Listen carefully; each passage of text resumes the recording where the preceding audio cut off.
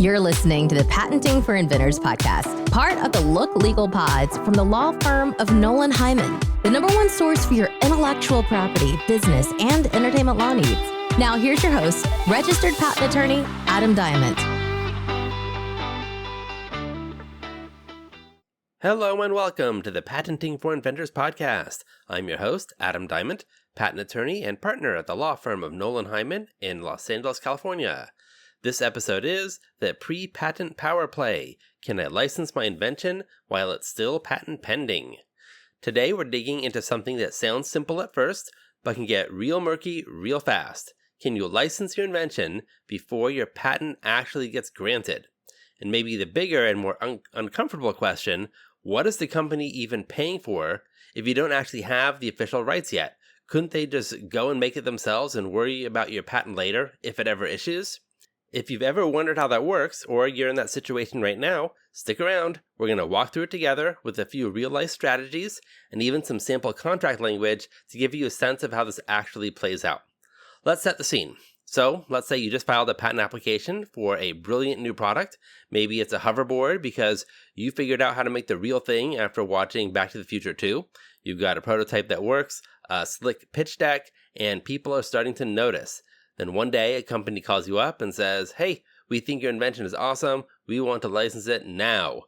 And your first instinct might be, amazing, let's do this. But your second thought, hopefully before any ink hits the paper, is, wait a minute, I don't have a granted patent yet. What exactly am I licensing? What are they actually buying? And that's at the heart of today's episode. So what are they actually paying for? Here's the surprising thing. Even if your patent hasn't issued, there's still a lot of value that you bring to the table. The license just isn't about the legal right to sue someone, at least not yet. It's about giving that company access to your invention, your knowledge, and a potential competitive edge, all while managing future risk. So when a company licenses your invention before your patent is granted, they're paying to tap into everything you've built so far.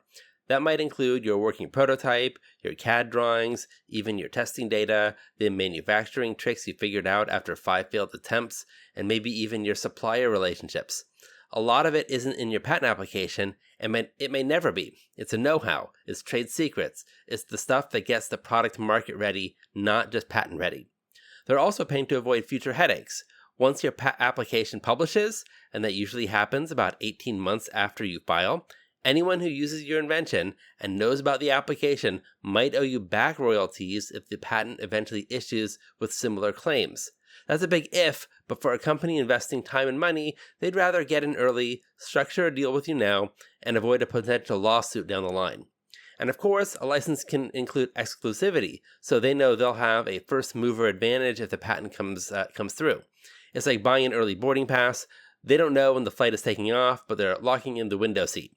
Licensing early also gives them a chance to work with you on the final patent claims. They might want to help shape the language to better align with their commercial plans, something they can't do if they're sitting on the sidelines waiting. But one of the biggest reasons companies do this is speed. They don't want to spend the next year building a competing product from scratch when they can just partner with you and hit the market sooner. It's faster, cheaper, and frankly, less risky. So why not just rip it off? Now, I know what some inventors are thinking. What stops the company from just copying your idea, launching it, and waiting to see if your patent ever is granted? Couldn't they just deal with you later if it becomes a problem? Well, they could, but for smart companies, that's usually not worth the risk. For one, once your application publishes and they've been made aware of it, they could be on the hook for back royalties if the patent is granted later. It's like a ticking meter that they'd rather not trigger. Then there's the PR nightmare. No company wants to be in the headlines for stealing tech from an independent inventor. It's not a good look, especially if they're public or trying to woo investors. And finally, the business disruption. If they copy you and your patent issues, they might have to pull products off shelves, scrap marketing campaigns, or redesign major components. That's a logistical and financial headache that's way more expensive than just licensing it from you in the first place. So what's the upside for you? Well, for starters, early licensing means early cash. That might come up as an upfront payment, a minimum royalty, or a milestone bonus if they hit certain sales goals. That money can help you finish development, scale production, or even just survive long enough to get to the next big step. It also brings validation. Having a real company license your invention before the patent even issues is a strong signal to investors, partners, and future licensees. It tells the world this is legit. And let's be real, teaming up with a company that already has manufacturing, marketing, and distribution channels is usually faster and more effective than doing it all yourself out of your garage. But of course, there are risks. If your patent never issues or only some parts are granted, the value of the license could drop. And if the company does a poor job launching your product, your reputation could take a hit too.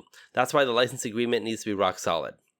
Now, from the company's perspective, licensing a pending patent application is often just a smart strategy. It's not about locking in something that's legally bulletproof today. It's about investing in a strong possibility that's still in motion. By licensing now, they can start integrating your invention into their product line, marketing strategy, and development pipeline without waiting 2 years for the patent office to stamp its approval. They're not buying certainty, they're buying time. And a well-drafted license gives them options. If the patent doesn't issue or gets narrowed, the agreement can adjust accordingly. Think of it like buying an airline ticket with a flexible cancellation policy. It's worth it to secure the seat now, especially if demand is about to take off. So, what should your license agreement actually include? Well, this is where a good lawyer earns their keep.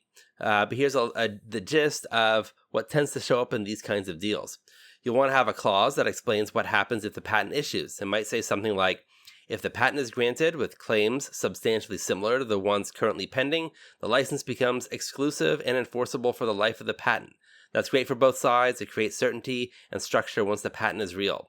But you also need a plan for the downside. If the patent is rejected or the application goes abandoned, the agreement might say something like, if no claims are allowed within 36 months or the application is finally rejected, the license converts to a non-exclusive, royalty-free license for the underlying know-how, and the licensor retains the right to terminate with notice. That way, the company doesn't feel like they paid for nothing, but you still keep some control over your intellectual property. Sometimes the license includes an early access fee, think of it like a down payment, and reduced royalty while the patent is pending, which then increases if and when the patent is granted. That reflects the change in risk. You'll also want a clause about minimum performance. Maybe the company needs to hit a certain sales target or launch within a year, or else the exclusivity ends. That protects you from a licensee who just wants to sit on your idea and keep it from competitors. And then there's the confidentiality clause, super important. You want anything that isn't public in your patent application to stay locked down, even if the patent never issues. That includes your technical data, testing results, manufacturing secrets, and anything else that gives the invention its edge. You might also include provisions about cooperating on the patent process, giving the licensee some visibility and limited input on how claims are shaped, and the language that allows for royalties to be adjusted based on the final scope of the claims. So if a company wants to license your invention before your patent is granted, don't panic, and don't just sign the dotted line out of excitement either. With the right strategy, this can be a huge win for both sides. Just make sure the deal is clear about what happens if the patent is granted, narrowed, or never makes it at all. Protect your trade secrets, get paid fairly, and structure the deal so everyone knows where they stand if the patent office throws you a curveball. This kind of licensing isn't just about selling your idea, it's about managing risk, building momentum, and turning a possibility into a partnership.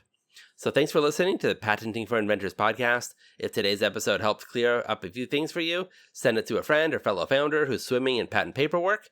And if you need help with navigating intellectual property, such as patents, trademarks, copyrights, or business matters, give me a call at 424-281-0162. Until next time, I'm Adam Diament, and keep on inventing. You're listening to the Patenting for Inventors podcast, part of the Look Legal Pods from the law firm of Nolan Hyman, the #1 source for your intellectual property, business, and entertainment law needs. Now here's your host, registered patent attorney, Adam Diament.